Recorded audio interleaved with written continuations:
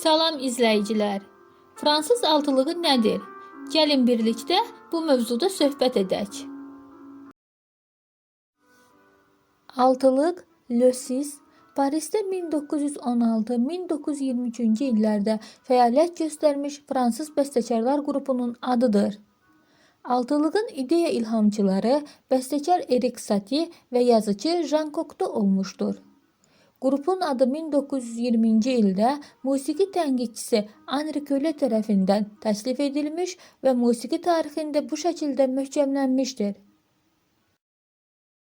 Tənqidçi və bəstəkar Henri Queyle beşlər, yəni 19-cu əsr Rus musiqisinin 5 görkəmli bəstəkarlarından ibarət qüdrətli dəstə qrupuna istinad edərək Komediya qəzetində dərc olunmuş 2 məqaləsində yaranan yeni qrup haqqında bəhs etmişdir. Birinci məqalə 16 yanvar 1920-ci ildə Rimski kitabı və Cocteau kitabı 5 Rus, 6 Fransız və Erik Satie başlığı altında dərc olunmuşdur.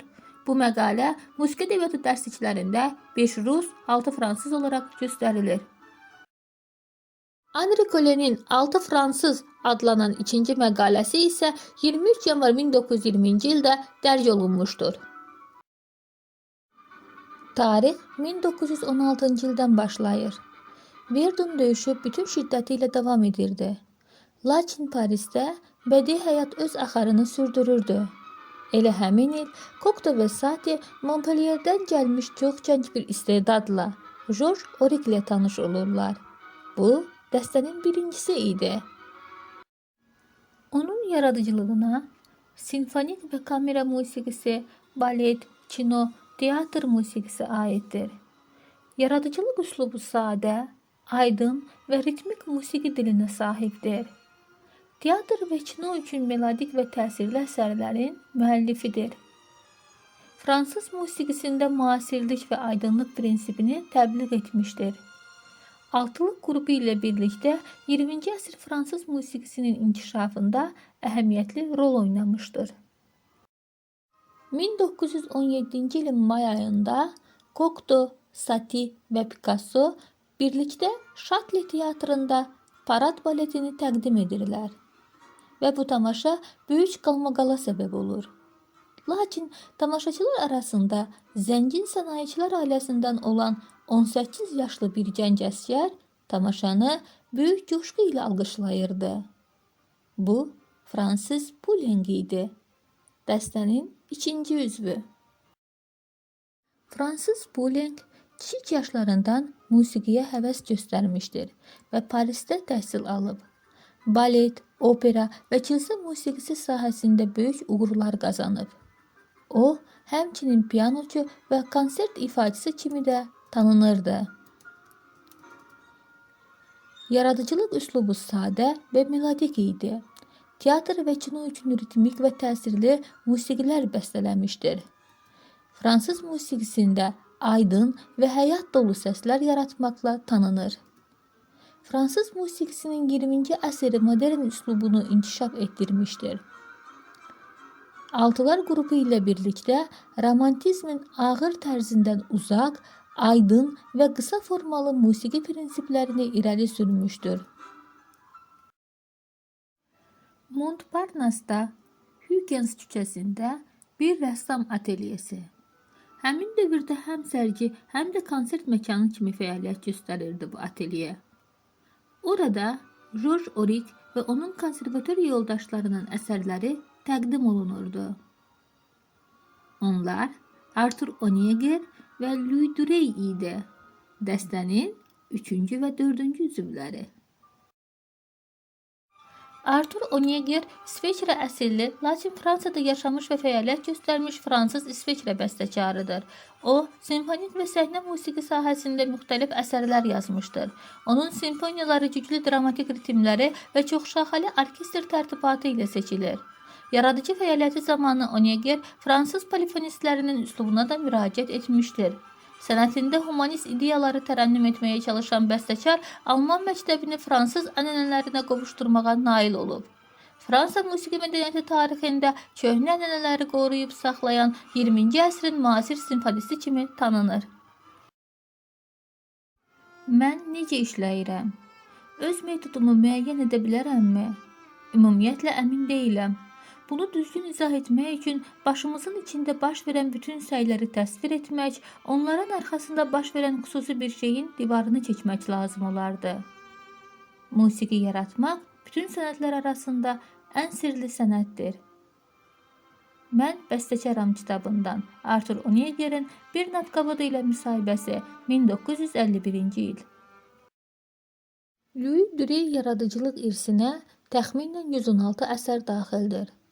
Onun əsərləri əsasən qısa yaradıcılıq dövrlərində uzun fasilələrdən sonra yaranıb. Yaradıcı fəaliyyətini təxminən 3 dövrə bölmək olar. Birinci dövr, erkən dövr 1908-1917-ci illəri əhatə edir. Həmin dövrdə Duret əsasən vokal və polifonik musiqi yazırdı. Bu dövr əsərlərində Debussy, Schönberg, Satie, Stravinsky və Ravelin təsiri də hiss olunurdu. İkinci dövr 1917-1937-ci illəri əhatə edir. Duret yaradıcılığının ən məhsuldar illəridir. Əsərlərində sadə vokal melodiyalar, xor əsərləri və kiçik instrumental ansambllar üstünlük təşkil edirdi. Kamera musiqisi onun üçün əsas janra çevrilmişdir.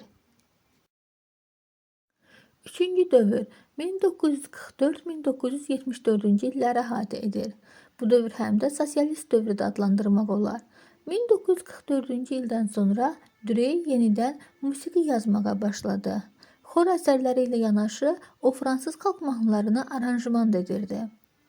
1953-cü ildən sonra o digər musiqi janrlarına müraciət etdi.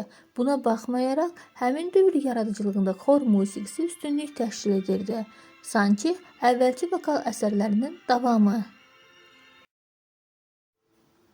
O 1904-cü ildə Paris konservatoriyasında təhsil almağa başladı və burada Louis Duret, Francis Poulenc, Darius Milhaud, Georges Auric və Arthur Honegger ilə tanış oldu. Bu gənclər şübhəsiz ki, qrupun ən yaxşı tələbəsini, konservatoriyada atasının müqavimətinə baxmayaraq uğur qazanan qızın üstünlüyünü anlamışdılar. Ailəsi üçün qadının sənətə marağı xoş qarşılanırdı, ancaq bunun peşəkar karyeraya çevrilməsi mümkün hesab edilmirdi, xüsusilə atası üçün.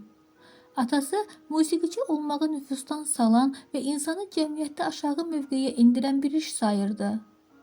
Atasının əksinə olaraq o, gizli şəkildə Paris konservatoriyasına daxil olur. Yalnız 1906-cı ildə keçirilən müsabiqədə medal qazandıqdan sonra atası onun təhsilini davam etdirməsinə icazə verir.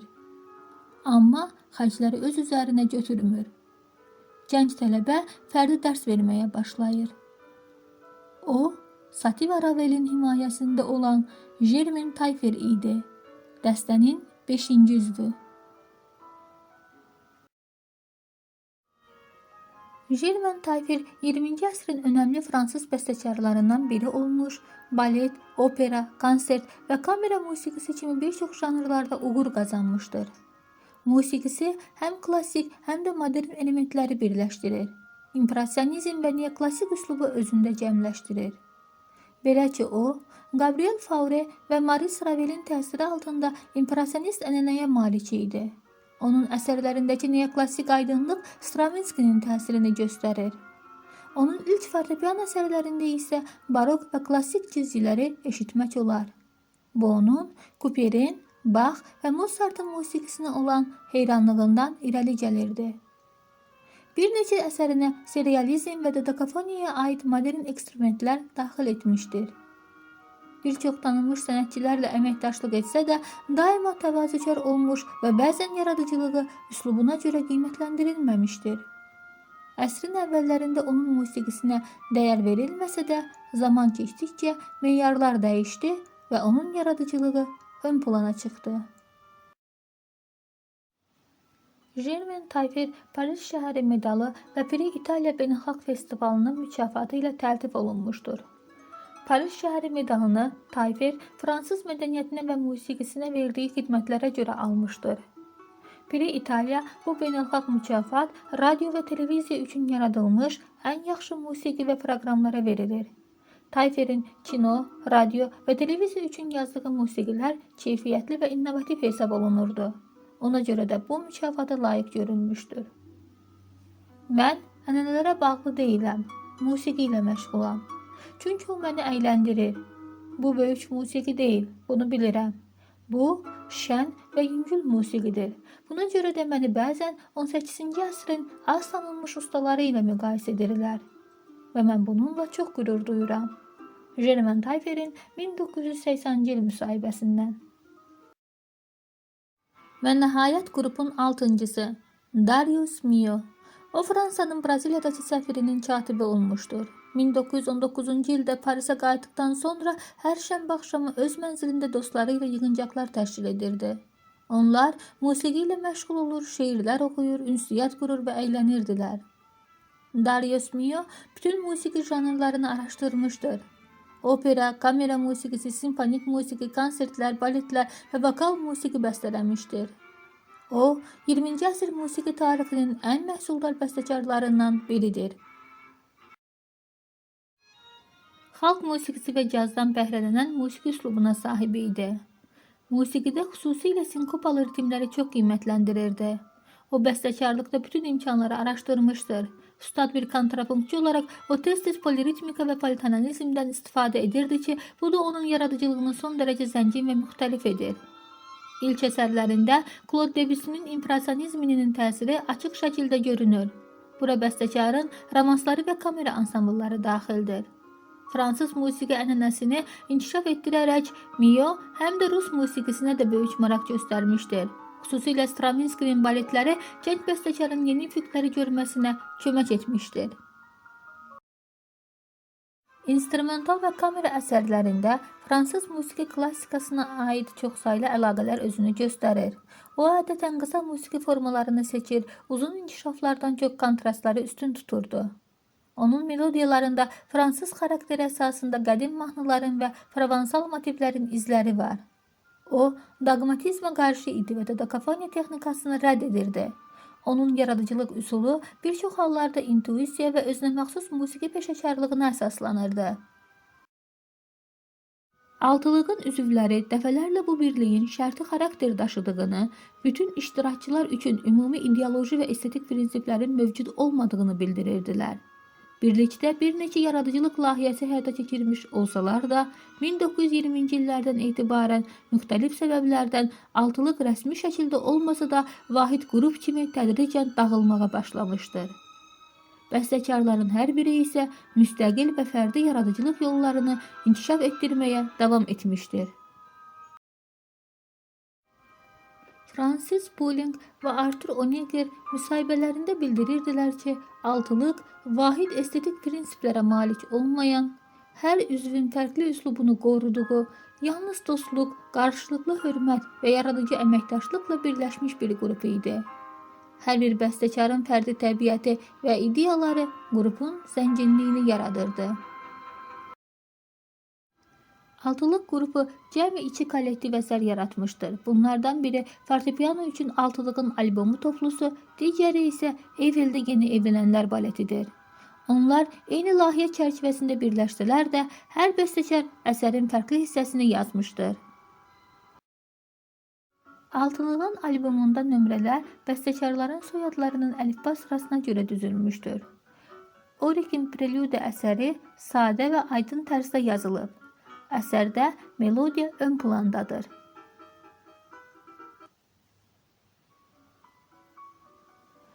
Nureyin sözsüz romansı silsilədəki ən romantik və melodik əsərdir. Honeggerin Sarabandası. Əsərin melodik xətti güclüdür. Kontrapuntik yanaşması ilə albomun sadə və melodik xarakterindən fərqlənir. Bütöv silsilədə kontrastlıq yaradır. Darius Milhaud'un Mazurkası qısa və nostalji xarakterli bir əsərdir. Qeyri-müəyyən tonal xüsusiyyətinə malikdir. Poulenc'in Valsi Satie Kokta estetikalarını göstərir. Sadə, birbaşa və əyləncəli xarakterlidir. Paris şəhərinin ruhunu əks etdirir. Əsərdə melodik xəttlər aydın və gözləniləndir. Bir neçə dəfə təkrar olunan sadə akord müşayiəti ilə təqdim olunur. Bu qısa vals həm gözəl, həm də yüngül tonlu bir fortepiano parçasıdır. Tayferin pastoral əsəri qısa, amma ifaçılıq baxımından zəngin və maraqlıdır. Əsərdə ölçü və tonal tez-tez dəyişir. Məhz bu baxımdan çox rəngarəngdir. Balet, xeyr. Tamaşa, xeyr. Revyu, xeyr. Tragediya, xeyr. Daha çox qədim tragediya ilə ilin sonu revyularının, xor və səhnədə müxtəlif əyləncə nömrələrinin gizli bir evliliyi kimidir. Cocteau libretto müəllifi olduğu bu balet haqqında premyeradan bir neçə gün əvvəl çap olunmuş məqaləsində yazırdı. Balet 18 iyun 1921-ci ildə Parisin Şams-Elize teatrında tamaşaya qoyulur. Qısa, sürreal və satirik baletdir. Klassik romantik baletlərdən fərqli olaraq absurd yumor üzərində qurulub. Louis Duret baletin yazılmasında iştirak etməmişdir. Baletin musiqisi altılığın digər üzvləri tərəfindən bəstələnmişdir. Beləliklə sizinlə birlikdə fransız altılığı haqqında maraqlı məlumatlar öyrəndik. Daha çox musiqi kəşfləri üçün kanala abunə olun və şərhlərdə fikirlərinizi paylaşın.